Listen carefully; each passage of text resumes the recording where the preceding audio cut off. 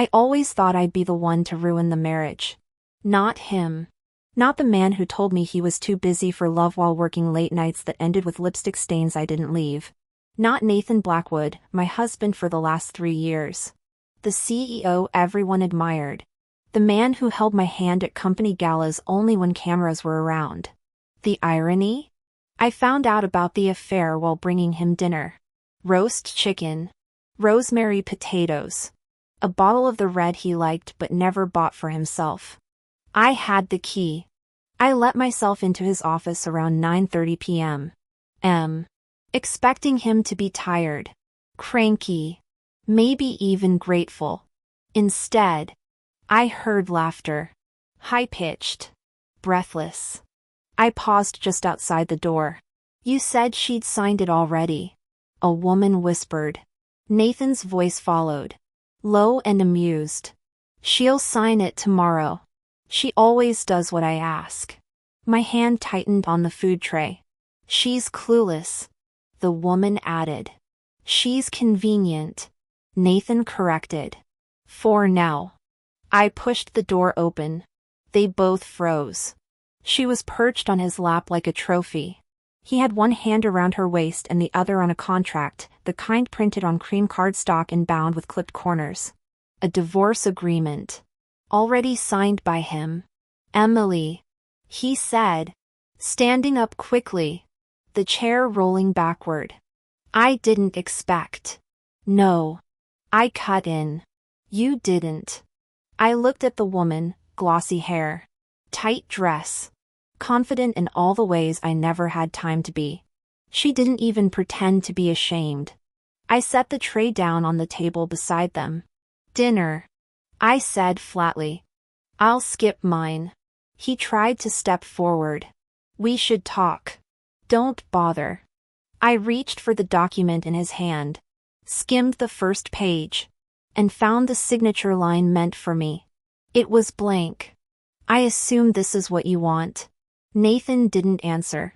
I grabbed the pen from his desk, signed my name with one smooth stroke, and set the paper down gently. Then I looked him in the eye. "You're free now." And I walked out. No tears. No screaming. No asking why. Because I already knew. Nathan didn't cheat because I failed him.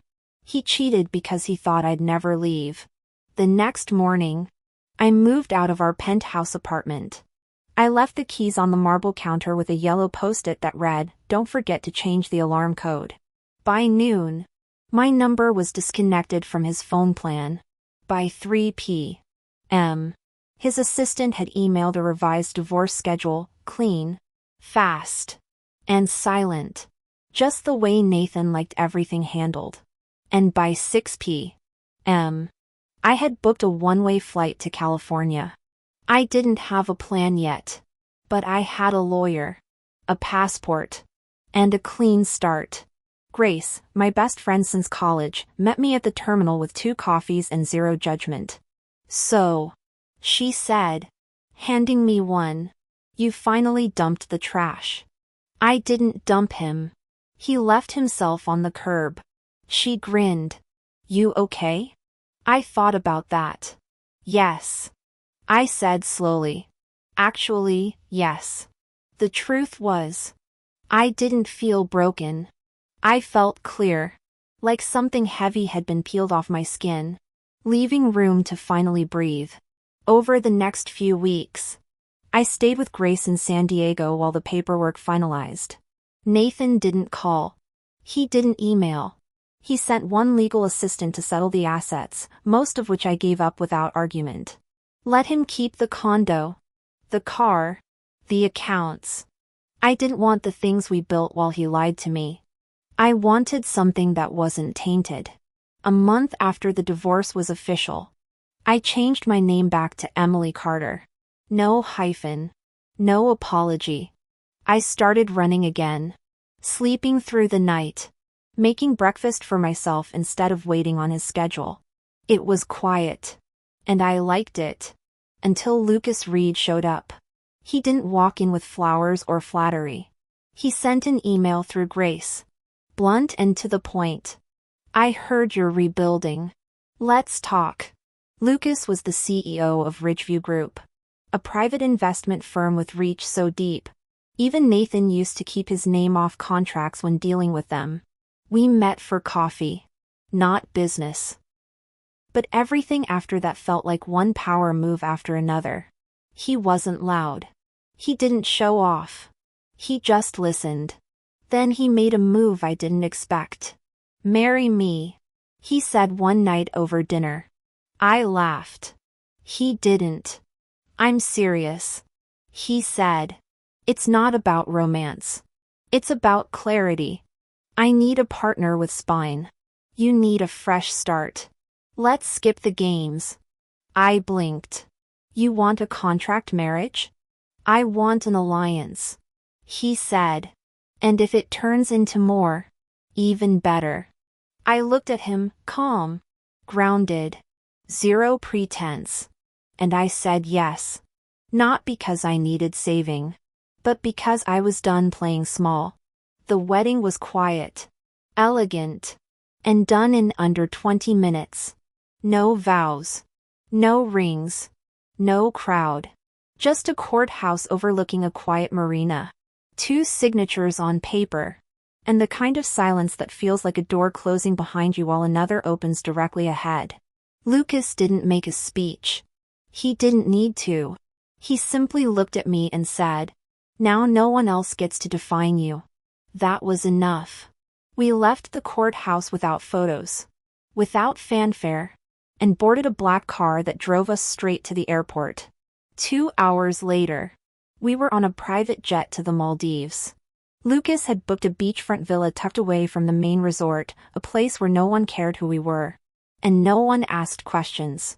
The first few days blurred together. There were no phones, no emails, no reporters.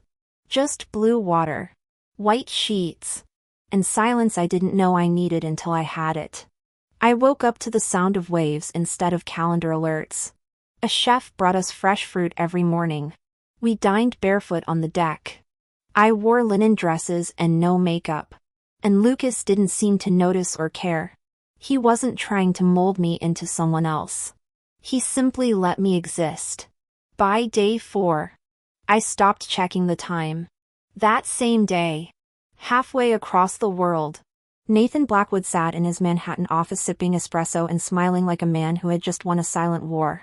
The legal release was finalized. Emily was gone. The woman who used to check in, ask questions, pause before speaking. She had signed away everything. No fight. No alimony request. No revenge. He thought she'd disappear. Maybe move to a different state and find a simpler life. That's what women like her did. Right? Fade quietly after being discarded.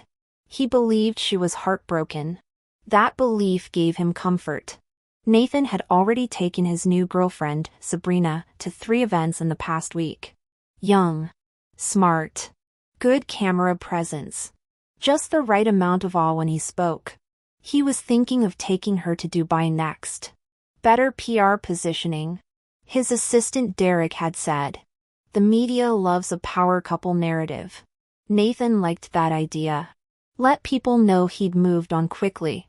Let investors see stability. He liked control. Control made him feel invincible.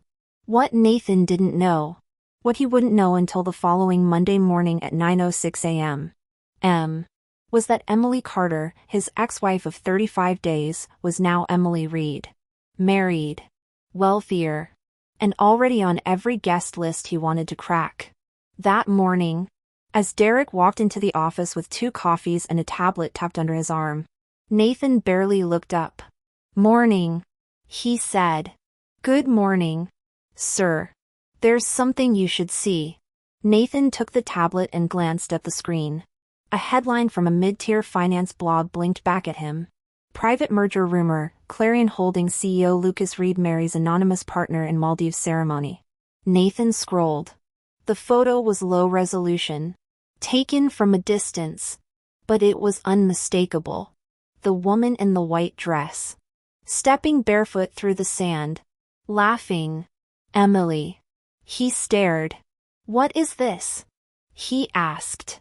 Derek cleared his throat. It's real. I've confirmed it. The marriage license is filed under her maiden name. Who told you to check? No one. I just thought you should know. Nathan didn't speak.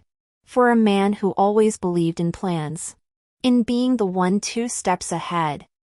This felt like a miscalculation so massive it cracked something beneath the surface. Emily had left. Not to fall apart. But to step directly into a higher league. A league that now had no room left for him. In the Maldives. Lucas was skimming through news on his iPad when he paused and tilted the screen toward me. You've been spotted. I took one look at the photo and smiled. I don't mind. I said. He closed the tab. Neither do I. I stood. Stretched my arms over my head.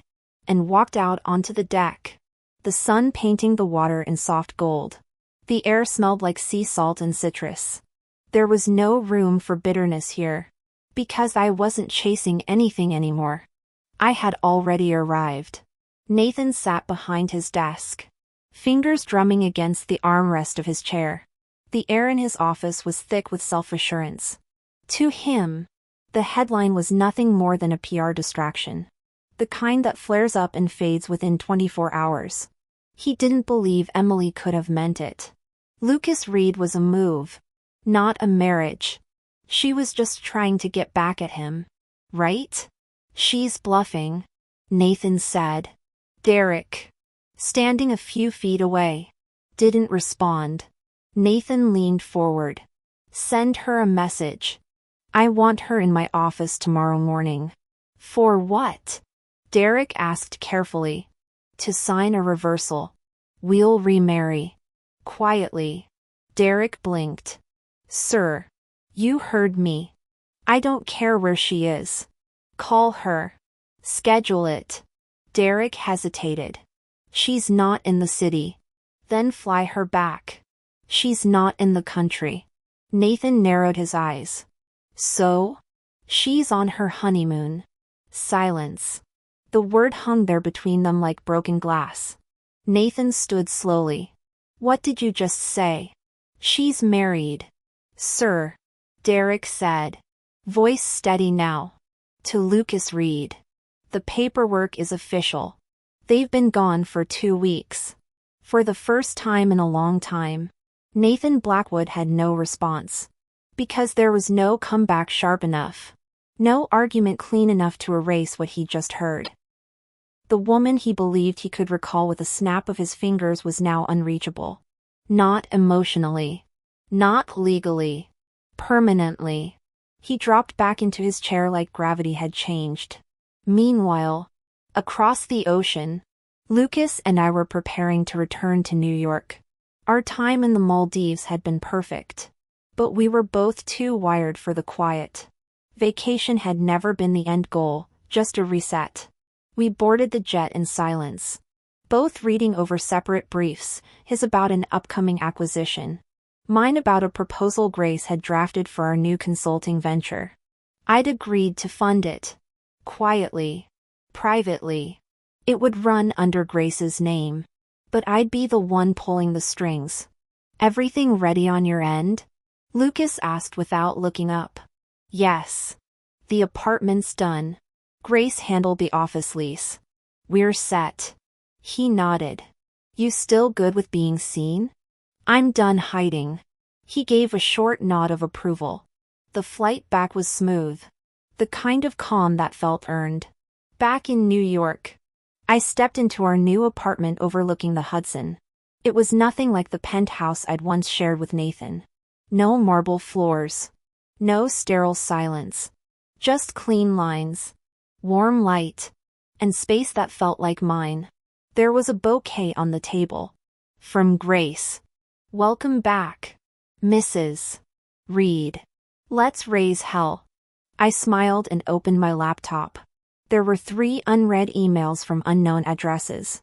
One was from a legal team representing Nathan Blackwood. Subject, proposal to revisit marital status.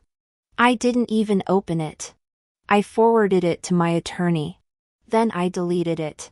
No hesitation. No second look. That evening, Lucas poured 2 glasses of wine and joined me on the balcony. "Are you ready?" he asked.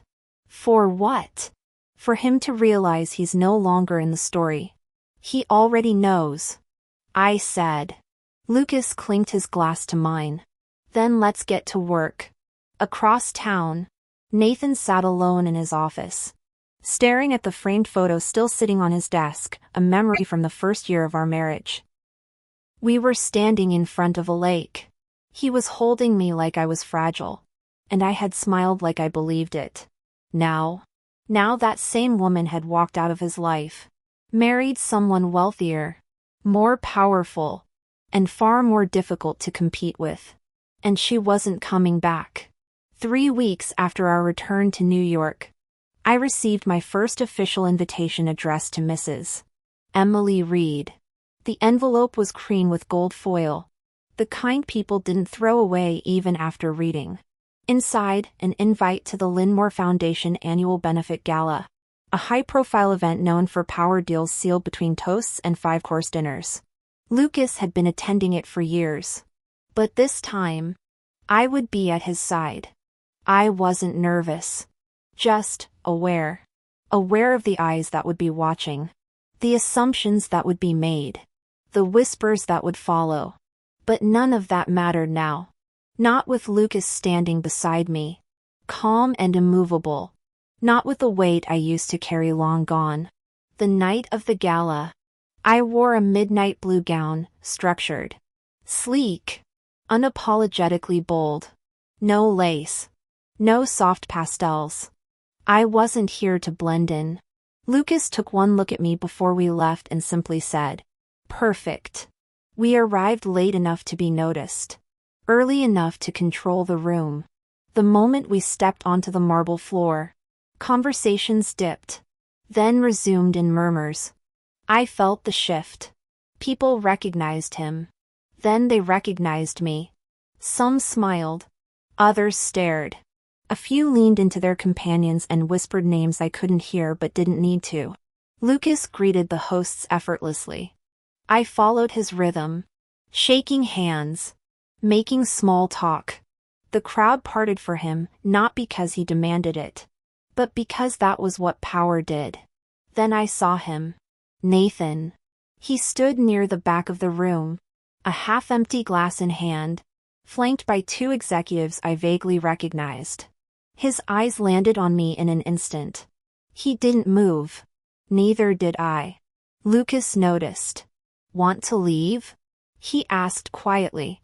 "No," I said. "Let him stay." A few minutes later, Nathan approached. His stride was confident, but his expression faltered the moment he was close enough to see that I wasn't alone. "Emily," he said. "Mr. Blackwood." That stung.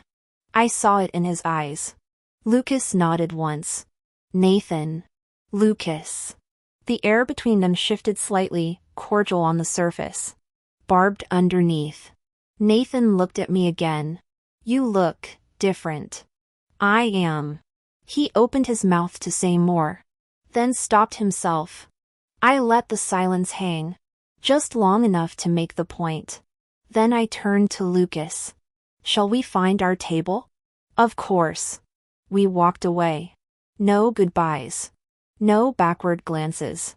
Later, during the dinner portion of the night, the MC took the stage to introduce Clarion Holdings as the evening's platinum sponsor. Lucas stood and gave a short, elegant speech, understated, poised, efficient. He ended with a line that made the room hum. Some partnerships don't last forever. Some redefine what forever means. He didn't look at me when he said it. He didn't have to. People clapped. I caught the flicker of cameras. Flashes popped quietly in the background. And Nathan? He clapped too. But his eyes stayed on me. After the speech, the woman seated beside me leaned over.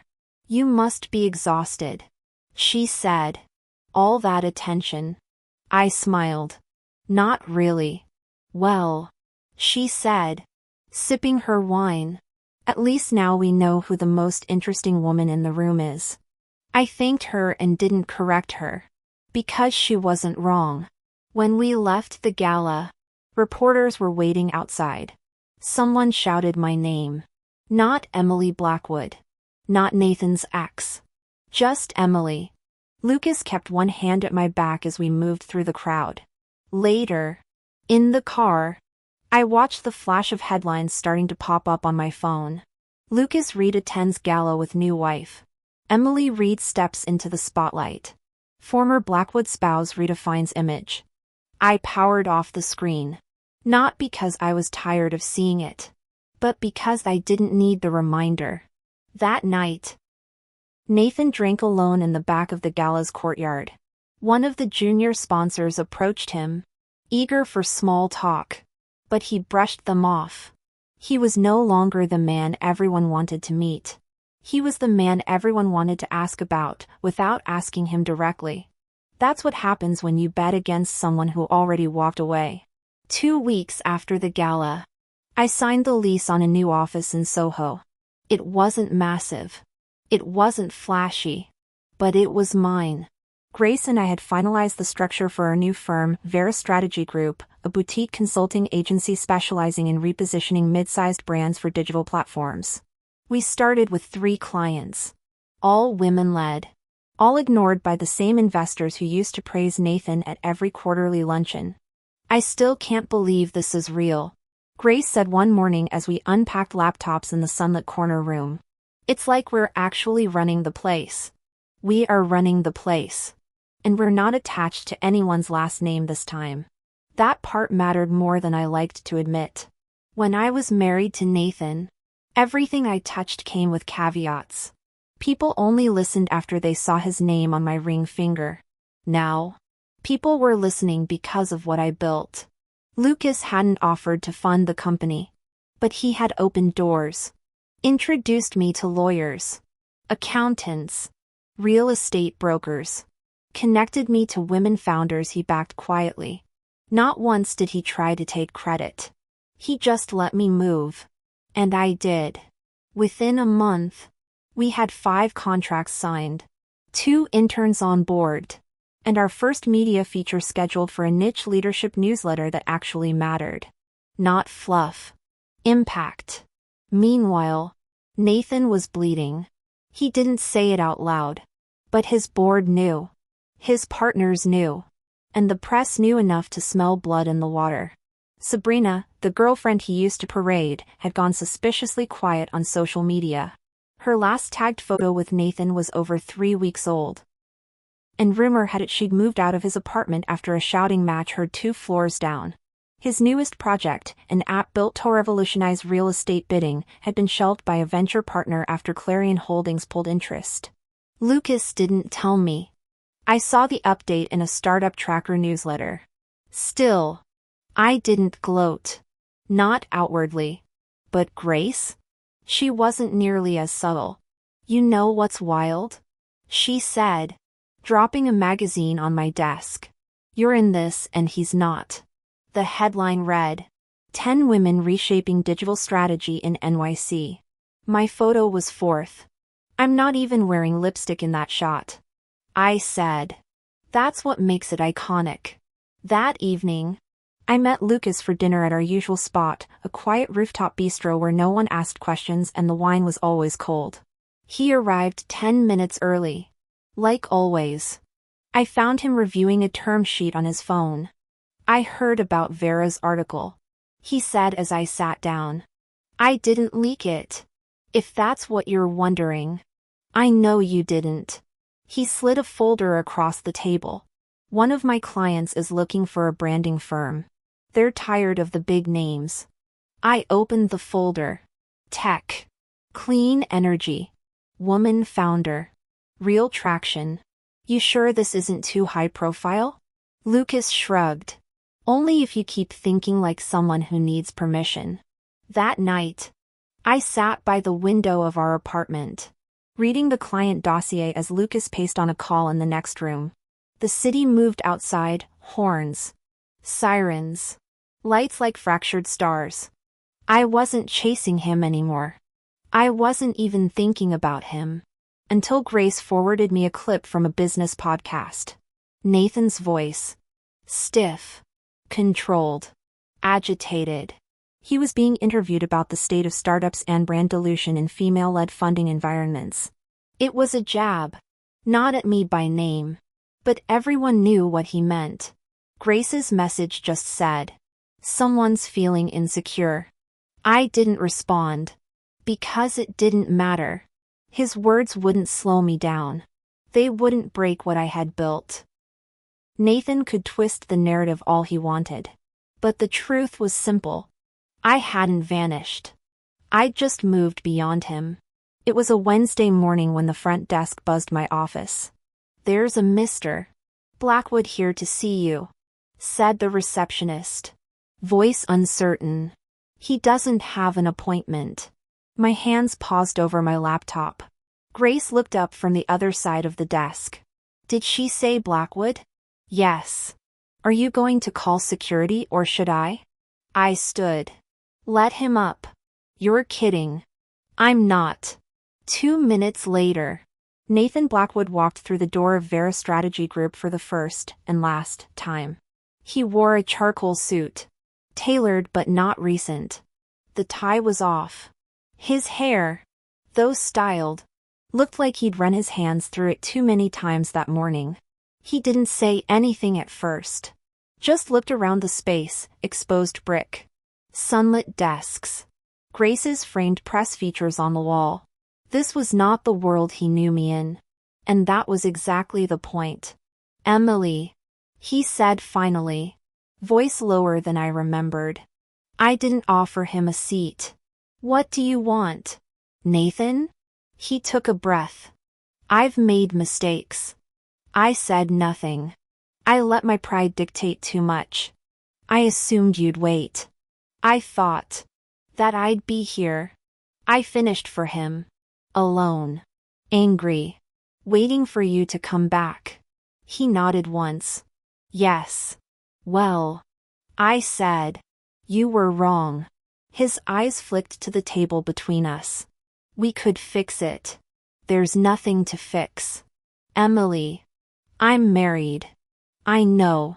That doesn't have to be permanent." That stopped me. "Are you actually suggesting I undo my life to relive yours?" He hesitated. "I miss you," he said. "No." I corrected. "You miss control." He opened his mouth. Then closed it. I crossed my arms. "You didn't come here for reconciliation. You came here for redemption. You want me to be your clean slate. Your headline recovery. That's not fair. You never were." Grace stood quietly behind him now. Arms folded. Eyebrows raised. She didn't interrupt. She didn't need to. Nathan looked between us.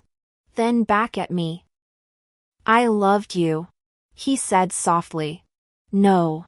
I said again. "You loved having me. Until I stopped making you look good." I walked to the door. "You can see yourself out." He didn't move. "You'll regret this," he said. I tilted my head. "You already do." He left. Grace shut the door behind him, exhaling loudly. God. That was satisfying. I didn't answer. I just returned to my desk. An hour later, a writer from the Mark Weekly called to confirm a quote for a feature they were doing on rising female entrepreneurs under 40. The profile would go live next Tuesday. I approved the quote. "The version of me you underestimated is never coming back." I smiled as I clicked send. That evening, Lucas came home early. He'd seen the security footage alert on his phone, Nathan at the door of my office. "He really showed up?" he asked as he loosened his tie. He did. Lucas didn't ask for details. He just walked over and wrapped an arm around my waist. "I hope you charged him for the consultation." I laughed. "Next time." We had dinner in Pasta garlic bread. No wine. I had emails to finish. He had a call with London in the morning. But the silence was comfortable. We didn't talk about Nathan again. There was no need. The next day, a junior assistant from Nathan's firm leaked an internal memo. Blackwood Capital was facing restructuring.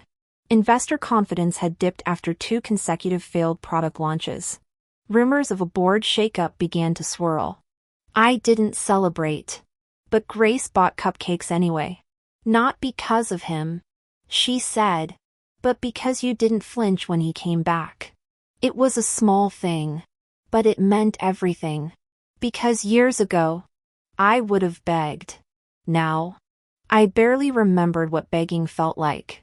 The headline dropped on a Thursday morning. From mistress to mayhem, Sabrina Klein's startup implodes amid fraud allegations. It was everywhere. Screenshots. Whistleblowers. Reddit threads. Even a short TikTok explainer with side-by-side photos of her and Nathan at a charity auction months ago. It didn't take long for the dots to connect. Sabrina had launched a female empowerment app 6 months ago. Funded quietly by Nathan. It was meant to be a social wellness tool, a space for women to track goals, book coaching sessions, and connect with mentors. Except most of the mentors were fake. The sessions were pre-recorded. The app scraped data without permission. And the funding trail? It led straight back to Blackwood Capital. Grace walked into my office that morning holding her phone like it was a trophy. "She's toast," she said. "Fully burned. Crispy." I glanced at the screen. Sabrina's face was plastered across 5 headlines. All variations of scammer, liar, and Nathan Blackwood's failed angel project. She issued a statement yet? No. But Nathan did. Classic we were unaware of internal mismanagement thing. I snorted. That won't work. It's already not working, Grace said, scrolling. His own board's calling for an audit. By noon, 3 major investors had publicly withdrawn. By 6, a hashtag #BuyBlackwood hashtag was trending. And by midnight, someone leaked photos of Nathan and Sabrina on vacation in Monaco last year, despite his previous claim that they hadn't been romantically involved during his marriage. People weren't outraged. They were entertained. Because when you build your empire on clean-cut press and performative morality, the fall is theater. That same weekend, I spoke at the Women in Capital Forum hosted in Tribeca. Lucas was in the front row.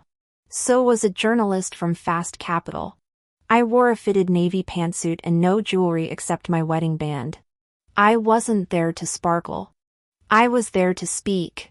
The moderator asked me what the hardest part of re-entering the field had been. I didn't lie. Being underestimated, I said. Not because I lacked credentials, but because I came from someone else's shadow. People nodded. A few women in the front row raised their phones to record. But the beautiful thing about shadows, I continued, is that once you step out, you remember how bright you actually are. Applause. Not thunderous, but real. After the panel, 2 early-stage founders approached me about joining Vera's mentorship circle. I said yes. I liked being useful more than I liked being praised. Back at home that night, I opened my laptop and found a flood of LinkedIn messages. Some were congratulations. Some were requests. One was from a woman I'd never met. I used to be married to someone like Nathan. You reminded me I didn't have to stay. I closed the laptop gently. Then I poured a glass of water, changed into my softest t-shirt, and joined Lucas on the couch. He was watching a game. I curled up next to him, letting my bare feet rest in his lap. He didn't say anything. He didn't need to. Because sometimes victory doesn't come with fireworks. Sometimes it comes with quiet. The kind of quiet you had to claw your way back to. Nathan, meanwhile, was anything but quiet. He was fighting fires on every front, board meetings, shareholder calls, Desperate conversations with crisis PR teams who couldn't spin a mistress scandal and failed startup into something salvageable. The worst part? He still didn't understand how it all unraveled so fast. Because he had underestimated too much. Me. The internet. Sabrina. Everyone. And when you live at the top without ever learning how to fall, the crash feels like betrayal, not consequence. Nathan's comeback interview aired on a Friday night. Pre-recorded. Edited within an inch of its life. He sat across from a polished finance anchor, wearing a dark blue suit and the kind of expression that walked a line between humbled and strategically regretful. "I've made choices I wish I could undo," he said carefully, eyes angled just off camera. "But at the core, I'm still someone who believes in building." Not once did he say my name, but the phrasing left no doubt. He wanted people to believe he changed. That the betrayal, the lies, the collapse were behind him now. Clean slate. New page. Unfortunately for him, the internet doesn't forget. Not the vacation photos. Not the lies. Not the meltdown of Sabrina's startup or the fact that 3 members of Blackwood Capital's board had resigned within 2 weeks. The comments section was brutal. PR stunt.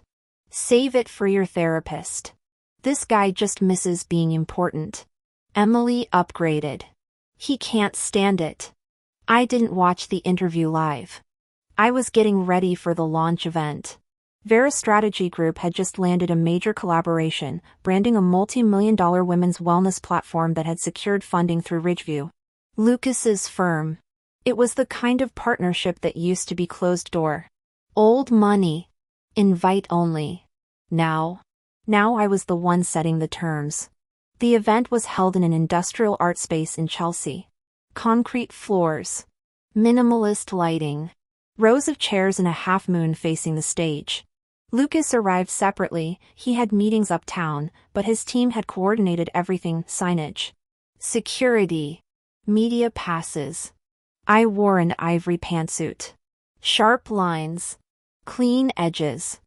I didn't dress for softness anymore.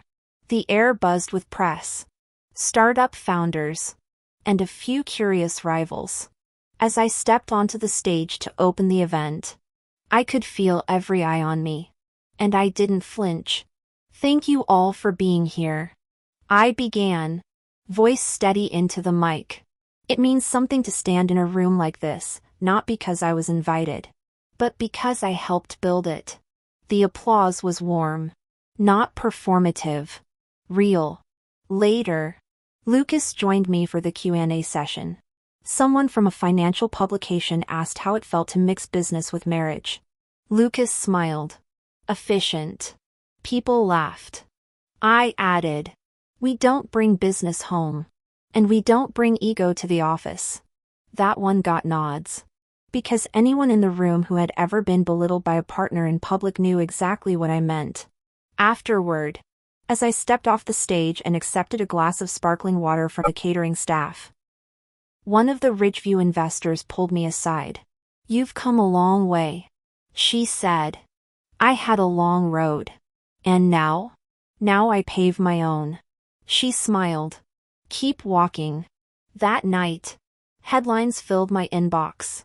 Vera Strategy steps into the big league. From ex-wife to industry voice, Emily Reed owns the room. Blackwood who? I didn't forward them to anyone. I didn't have to. The point had never been revenge. It had been freedom. Lucas and I walked home instead of taking a car. The night was cool. Quiet.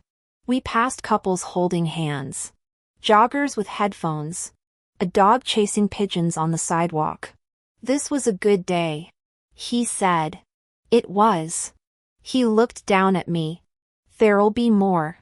I nodded. Because I believed him. Nathan, meanwhile, was alone in his penthouse, watching the video replay of my speech from a finance blog. He turned the sound down halfway through. He couldn't bear to hear the crowd clapping. Couldn't bear to hear me sound so sure of myself. Because it confirmed what he tried to deny for months. I hadn't just left. I had risen. The news broke on a Tuesday morning. Nathan Blackwood removed from Blackwood Capital Board following internal audit. It was a clean-cut press release, no drama. No emotion. Just one line that mattered. Effective immediately. The audit had been slow, quiet, thorough. Months of documentation, private calls. And investor tension finally boiled over after one of the firm's international branches flagged irregularities in Sabrina's funding pipeline. It didn't matter if Nathan had signed off personally or not. It happened under his watch. And his watch was over. I didn't gloat. Not when Grace barged into my office with the article open on her phone. Not when my inbox lit up with passive-aggressive LinkedIn messages from people who used to ignore me at dinners. Not even when a former Blackwood PR manager DM'd me, "You played this better than anyone I've ever seen." Because it wasn't a game. It was survival. That afternoon, I attended a private capital strategy meeting hosted by Ridgeview. Only 20 people had been invited. All of them men. Except me. Lucas didn't introduce me as his wife. He introduced me as Vera Strategy Group's managing director. I wore black slacks and a slate blouse. No earrings. No rings except the one that meant something. I carried a plain folder, no laptop. No slides. I didn't need props. Halfway through the meeting, one of the older partners presented a proposal to revive a failing logistics startup. He spoke confidently. Too confidently.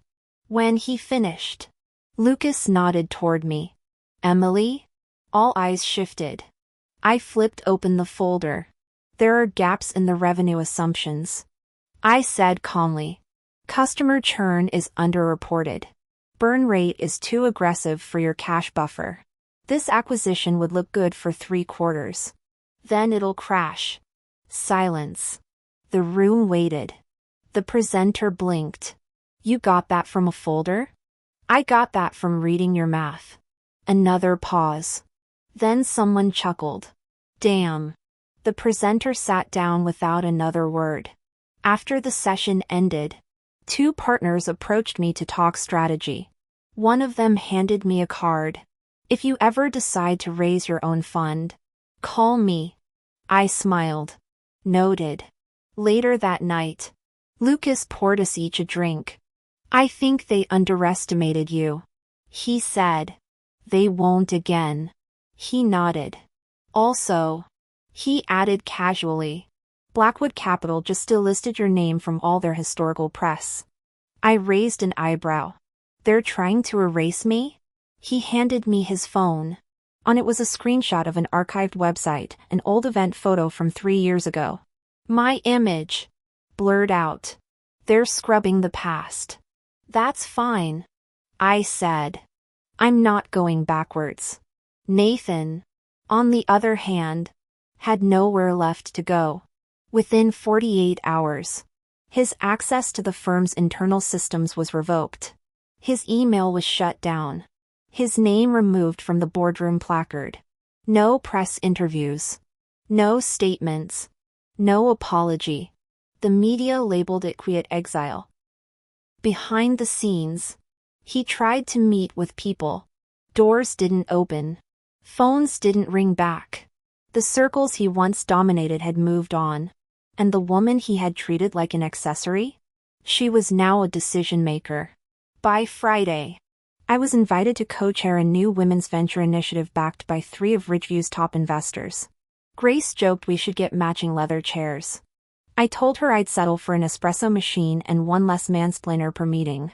That weekend, Lucas and I hosted a small dinner at our apartment, Grace. 2 female founders from our mentorship program. And an investor who had once told me, "You're too polished to be taken seriously." She now asked me for deal flow access. Progress. After dessert, I stepped onto the balcony, wine glass in hand, city lights humming around me. Lucas joined me, sliding his hand into mine. "You did it," he said. I turned to him. "We did it." He smiled. "You would have done it either way." "Maybe. But it felt better this way." with someone who didn't shrink in the light I'd grown into. The summit was held at the Midtown Convention Center, glass ceilings, velvet seating, security so tight you had to badge in twice just to reach the coffee bar. The keynote was titled, Redefining Power, Building Legacy Beyond Identity. It was a mouthful, but the weight of it wasn't lost on me. I was the closing speaker, the final voice on a stage shared by 10 other women, all founders, builders, and former background characters who had rewritten their own narratives. As I waited backstage, Lucas sent me a text. "You're not finishing anything today. You're starting everything." I smiled. The coordinator cued me forward. The crowd was full, press in the back, venture scouts in the middle, founders and execs in the front. I stepped up to the podium in a gray structured blazer. No notes. No teleprompter. I used to think being smart and capable would be enough. I began. A few quiet nods. It wasn't. Now the room was still. Because people will always have a version of you they prefer. Smaller. Quieter. More grateful for crumbs. And if you don't give them that version, they'll label you difficult. Murmurs. Agreement. Real recognition. I've been called too much and not enough in the same breath. I've been erased while smiling. Praised while being dismissed. I paused. And then I left. Soft applause now. I didn't burn bridges. I just chose not to cross back over them. Stronger. I stand here not as someone who overcame a man. I stand here as someone who remembered she was never under one to begin with. Louder now. But I didn't wait for the ovation. I closed simply. Whatever room you're in, take up space like you paid for it. Because you did. That applause didn't fade for a while. Backstage. Grace hugged me so tightly I almost dropped my mic. "You ended him," she whispered. "No," I said. "I ended me." She pulled back. "You okay?" "Better." Later that evening, Lucas and I ducked out of the after-party and walked to a bookstore a few blocks away, quiet. Independent. Our kind of place. While he browsed nonfiction, I wandered to the corner coffee station. That's where I saw him. Nathan. Alone. No suit. Just a beige jacket and jeans. The kind that tried too hard to seem casual. He was flipping through a business magazine. Unread copy clutched in one hand. Half-empty coffee in the other. He didn't see me at first. Then he did. Our eyes met for 2 seconds. Long enough to recognize. But too short for interruption. He gave the faintest nod. I returned it. And then I turned away. No confrontation. No final words. Just air between us. Because there was nothing left to reclaim. He hadn't lost me. He just never realized who I was to begin with. I rejoined Lucas near the front register. He handed me a book on post-merger brand transitions. "You're going to want this next quarter," he said. "Already thinking ahead?" He smirked. "You trained me well." We walked home hand in hand under soft streetlights and storefront glow. My phone buzzed once. A calendar alert. 6 months since divorce finalized. I didn't open it. Didn't need to. Because anniversaries of endings don't matter when you've already begun again.